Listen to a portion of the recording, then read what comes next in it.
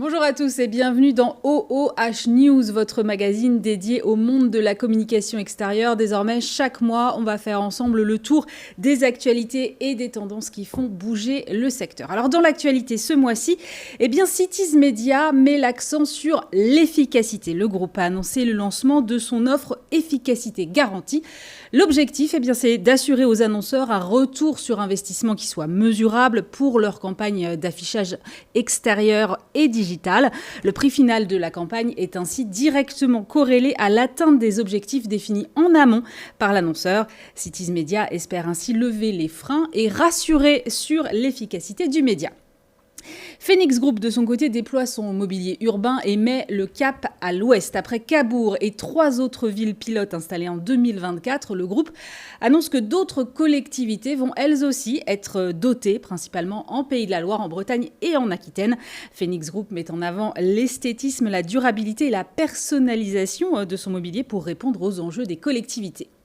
Peut-être le saviez-vous, mais le 18 avril dernier, c'était le Superman Day. Et à cette occasion, Giraudy a choisi de célébrer le street art avec une fresque signée Mr. Brainwash, une œuvre urbaine exceptionnelle qui a rendu hommage au tout premier super-héros de l'histoire.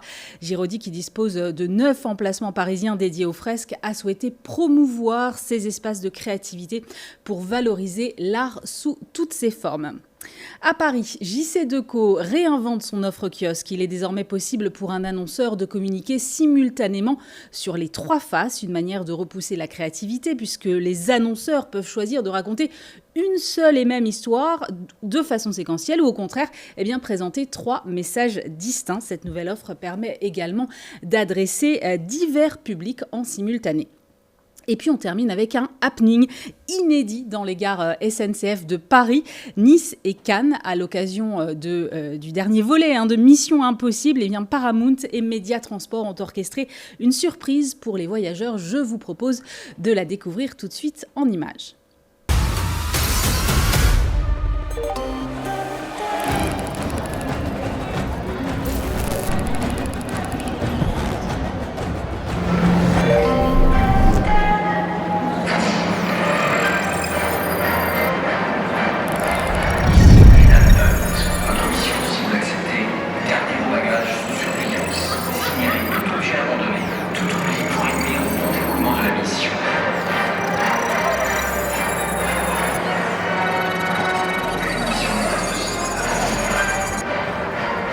C'est vrai qu'entendre ça ici, c'est surprenant. Dans une gare, en plus, c'est la première fois qu'on entend ça. Donc c'est bien le thème, ça franchement c'est génial, j'adore. Rappelons que ce dernier volet de la saga est dévoilé à l'occasion du Festival de Cannes ce mois-ci. Tout de suite, le décryptage.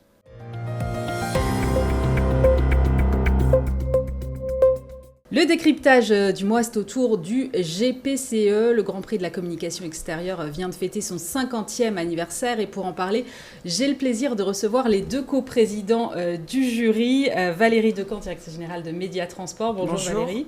Et Stéphane Xibéras, président et directeur de la création de BETC. Bonjour. Bonjour. D'abord, j'aimerais qu'on revienne un petit peu sur le palmarès de ce 50e GPCE. Est-ce que vous pouvez peut-être nous le qualifier tous les deux? Valérie, pour commencer peut-être. Un palmarès, je dirais, à l'image de ce qu'a été cet événement assez exceptionnel, avec un grand prix sublime, Play Big, Lacoste, largement mérité. Il n'y a pas eu vraiment d'hésitation, pas vraiment de contradiction sur ce choix. D'autres créations également très belles. Donc, même si au global, peut-être qu'on aurait préféré avoir beaucoup plus en quantité de bonne qualité, mais la sélection du Grand Prix est absolument sublime. Stéphane, votre avis? C'était la 50e édition. C'était un jury uniquement composé de femmes, excepté moi. Voilà. Et c'était magnifique, hyper émouvant, parce qu'il y avait un côté rétrospectif, 50 ans d'affiches. On a eu la chance d'accueillir Jacques Séguéla et Maurice Lévy pour la première fois au monde, ensemble, sur scène, qui se faisaient des confidences. Donc, c'était très émouvant. Vous mentionnez ces fameuses conversations qu'on a pu entendre pendant ce Grand Prix. Alors justement, la rédaction de CB News a sélectionné quelques extraits pour que vous puissiez nous les décrypter. On commence avec Émilie Pietrini, directrice de la marque et de la communication de Canal+. L'affiche, c'est quand même le job le plus difficile pour le créatif. Et je trouve que, voilà, en essayant de travailler un peu sur l'historique des affiches, chez nous, il y en a très peu quand même qui sortent du lot et qui sont vraiment ultra créatives, ultra impactantes et qui restent dans les mémoires. Alors, l'avis du créatif, Stéphane? Je trouve que, c'est pas parce que je travaille avec Émilie, mais je trouve qu'elle a complètement raison. Non, mais c'est vrai, c'est un exercice qui est extrêmement difficile créativement, dans le sens où certains disent vous êtes un peu tout nu quand vous faites une affiche, c'est-à-dire si vous n'avez rien à dire, c'est comme dans la vie, il vaut mieux rien dire. Donc c'est vrai que nous, on a vu beaucoup d'affiches où quand on n'a rien à dire, on fait des jeux de mots, par exemple. Donc, je sais pas, nous, hamburgers selon petits oignons, enfin des choses comme ça, je peux en faire 50. Alors, ce qui est très sympa, mais en même temps un peu limité, parce que le jour où ChatGPT va se mettre à faire des jeux de mots, je pense qu'on n'aura plus de travail. Donc je pense que ça va un peu plus loin que ça, l'affiche, et que c'est un boulot difficile, parce que c'est un truc de raccourci. En très peu de mots, en une image, il faut raconter une histoire. Et si vous voulez attraper les gens dans la rue, c'est très difficile. Capter l'attention avec les smartphones, etc. C'est peut-être l'exercice le plus sympa et le plus dur au monde. On poursuit avec un deuxième extrait. Cette fois, il s'agit de Séverine Nubel, Global Brand ID and Ad Director chez Orange.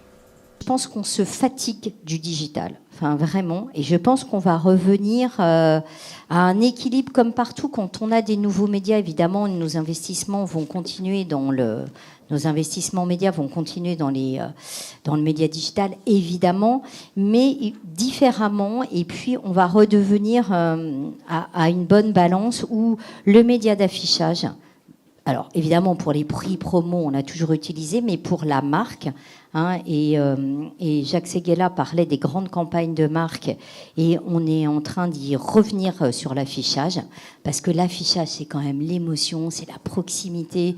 Quand on a un opérateur de télécommunication, on est dans la rue, on est dans la vie quotidienne des gens, et on ne peut pas se passer du média de l'affichage, parce que ça a quand même un impact incroyable. Et puis c'est un média d'expression créatif extraordinaire. Et nous, nos plus belles expressions de la marque sont aussi des affiches. C'est de l'affichage, c'est du print. Alors Valérie, est-ce que vous croyez à cette hypothèse qui vient de nous être expliquée par Séverine, une sorte de rééquilibrage entre le digital et l'affichage classique? Oui, en tout cas, on le souhaite de nos voeux, et on voit quand même, Séverine le disait, on ne peut pas se passer de l'affichage, et elle a raison, parce que c'est quand même le média qui, ces 15-20 dernières années, a été sans doute le plus réglementé, avec des contraintes, notamment avec le contrat Grenelle, qui a obligé toute la profession à diminuer par 2 son inventaire publicitaire. C'est assez énorme. Malgré ça, c'est le seul média à progresser en part de marché, en tout cas parmi les médias historiques. Donc oui, c'est plus qu'une résilience. Ce média est extrêmement central. Et c'est vrai que par rapport au digital, Séverine parlait d'une fatigue. C'est exactement ça. Il y a une fatigue. Il se trouve que le jour de son intervention, Taboola sortait une étude qui révélait que 75% des directeurs marketing qui travaillent sur la performance, la publicité à la performance, qui, à mon avis, a beaucoup abîmé justement la création publicitaire, 75% de ces directeurs marketing affirmaient constater une baisse du rendement, de l'efficacité, de la publicité au rendement sur le social. Essentiellement dû à cause d'une saturation de l'audience du digital, une sursollicitation au niveau de la publicité. C'est vrai qu'en plus, quand on écoute Mark Zuckerberg récemment, on est vraiment des portefeuilles, on n'a plus qu'à cliquer sur le bouton. Et je pense qu'il ne faut pas prendre les gens pour des idiots, ni les internautes, ni les clients, ni même les agences. Je pense qu'en effet, comme Séverine, il y a une prise de conscience. Déjà, il y a une saturation, une fatigue, ça c'est clair.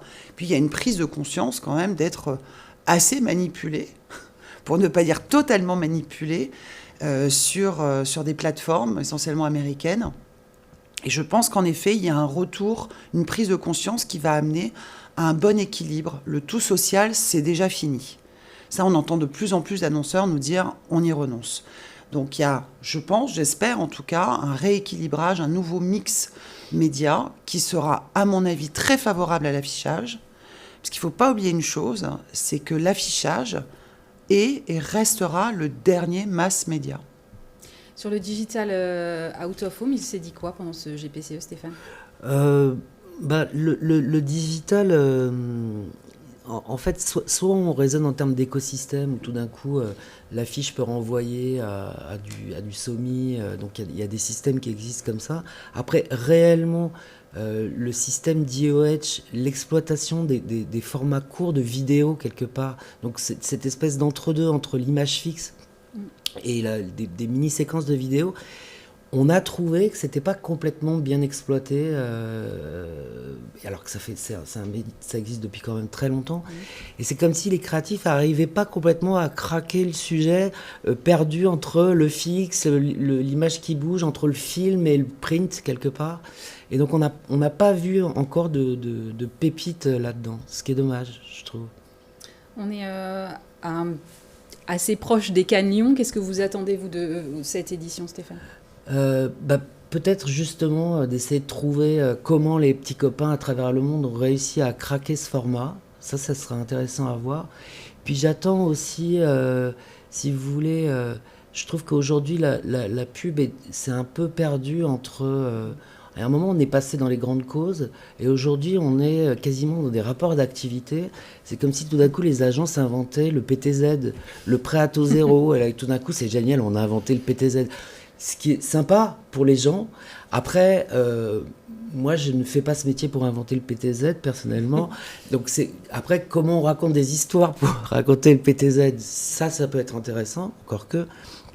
Donc, voilà, j'attends aussi qu'on retrouve une forme de grâce et d'écriture qui soit humaine et pas juste efficace, utilitariste, un peu à l'image des médias et des réseaux sociaux, en fait, qui sont toujours dans un truc, soit une extrême émotion, soit dans un rationalisme effrayant.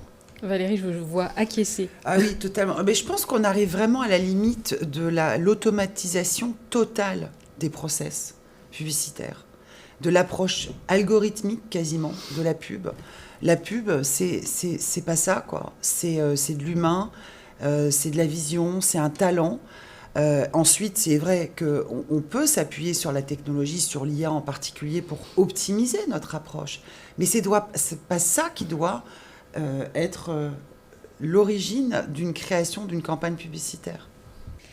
Merci à tous les deux. On termine cette OOH News avec des chiffres, ceux du Bump qui viennent de paraître. Les détails tout de suite avec Anna Leroy. Dans un contexte d'effet de base favorable à 2024, boosté par les grands événements sportifs, la publicité extérieure est le seul média historique en hausse au premier trimestre 2025, alors que la TV, la radio, la presse et le cinéma sont tous en recul. Ce sont des formats digitaux qui placent la publicité extérieure en tendance positive. Les univers OOH en hausse sont l'outdoor, le transport et surtout l'univers shopping, qui est l'univers le plus digitalisé. Sur 2 ans, la progression de la publicité extérieure est aussi la plus favorable des médias historiques, avec une hausse de 7,1%. Merci à tous de nous avoir suivis. On se retrouve bien sûr le mois prochain pour un nouveau numéro de OOH News.